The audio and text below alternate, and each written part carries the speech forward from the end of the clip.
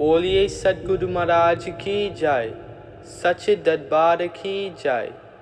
Today we present weekly satsang from Akhand Gyan from the monthly magazine of Divya Jyoti Jagrati Sansthan, and it is inspired by His Holiness Ashutosh Maharaji. This article is from April 2011 and the topic is a disciple's desire. Every disciple has different desire towards his guru, but it is very hard to accomplish the task or devotion that this great disciple Eknath had. Despite learning all the Shastras, Eknath could not experience inner peace. He wondered, what's the use of knowing so much Vedanta when it cannot lend me peace of mind? He contemplated over the unsolved question as to what do the scriptures proclaim in regard to enjoying inner peace and bliss. A sincere analysis could make him catch hold of the essence of the scriptures. It was to take the shelter of a Sadguru and serve him selflessly.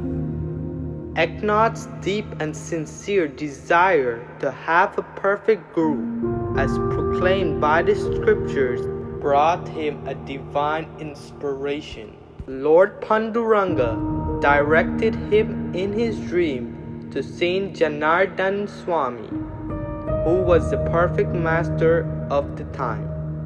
Following the Lord's direction, Eknath visited the Guru. Eknath's motive was only one, to serve his Guru with single-pointed devotion. These words, which he had grasped as an essential message of the holy text, no longer remained mere words for him. They rather became his life. Day and night he remembered only one thing: serving the beloved Master. He washed the clothes of the Guru, cleaned the ashram, looked after the accounts of the ashram, made sure that whatever Guru needed was ready beforehand. All this continued for 12 long years. During these 12 years, many people visited the ashram. The Guru blessed all of them with something or the other. Some got their materialistic desires fulfilled, while others became experts in Vedanta.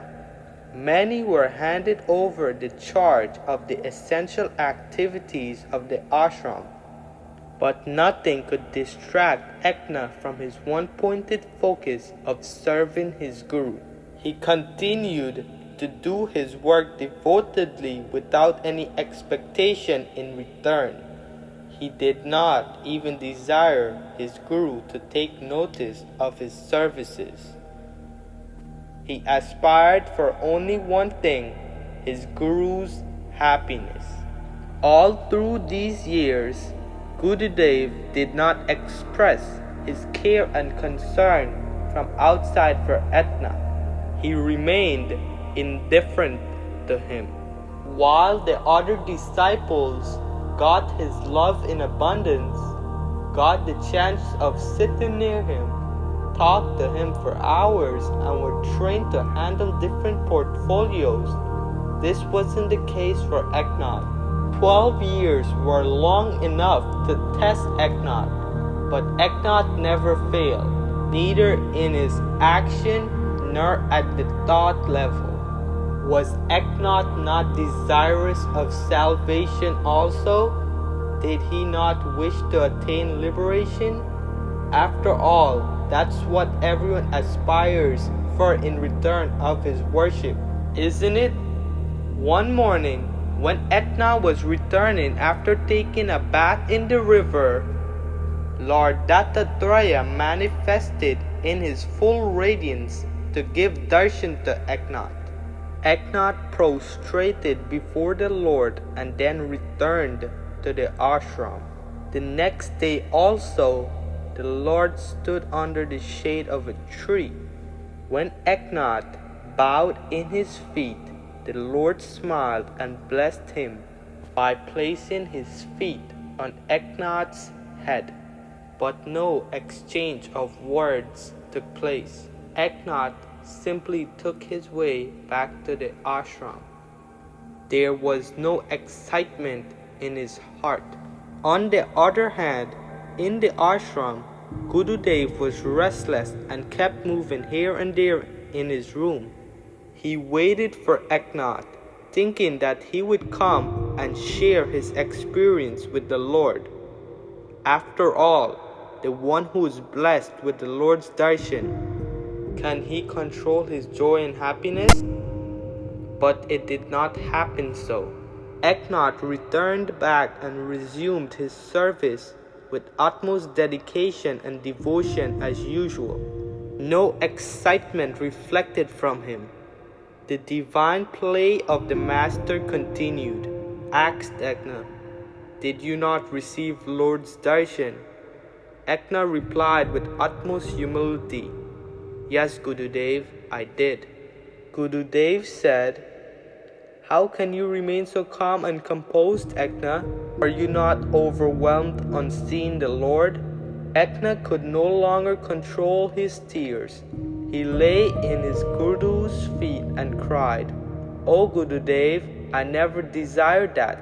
You are my God, my Lord. Then why should someone else overwhelm me? Happiness means everything to me. Your holy company keeps me alive. I desire only you, Gurudev, only you." Saying thus, Akhand wept continuously. The Guru embraced his beloved disciple with immense love and affection. He was overjoyed and felt proud for Akhand. Seeing the disciple's surrender, even his eyes welled up. He blessed him several times and declared that Akhand's Guru Bhakti would be remembered in all times to come. Dear devotees of God, certainly when a disciple treads the path of bhakti, Guru tests him several times, but it should be clearly understood that these tests are not meant for weakening him, but to make him complete in all respects. From the outside, it may appear that he is not getting appropriate returns for his services. But dear devotees of the perfect Master, even this thought of expecting anything does not befit a true devotee. No doubt a devotee yearns for his Master love and affection and his precious smile. But Guru knows what is appropriate for his disciples and when, because he wants for his disciple nothing less than perfection. He wants him to transcend great heights and accomplish the real goal of his life. In fact, his surrender and devotion for a disciple is far more than that of a disciple's. Today, if we as disciples make utmost effort to live our life as Akhand with selfless service and love, indeed we are one step closer to becoming a true devotee for our Guru. Sadguru Maharaj ki jai, Sache Darbar ki jai. To read more such articles, please subscribe to our monthly magazine Akhand Gyan, available in 3 languages, Hindi, English and Punjabi. You can subscribe to the magazine by clicking on the link mentioned in the description.